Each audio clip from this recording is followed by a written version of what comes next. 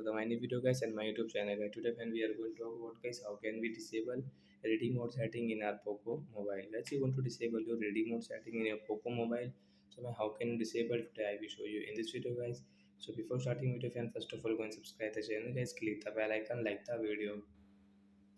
First of all guys, open your phone setting guys. After on phone setting guys, scroll it and once you can see guys your display settings. So guys, click on your phone display setting guys. Again scroll once you can see the second option guys, reading mode setting guys. So once you want to disable, so you will have to tap here and once you can see the right side this icon reading mode setting. So when we can disable from here. After disable guys, 4 and 3 seconds guys, your skin color will normal, you can check. So like that guys, we can disable our reading mode setting in Poco mobile. So that's it guys, thanks for watching the video guys, we will meet in the next video. Bye guys, and when to even doubt it to guys your brightness setting, you can ask me in comment section.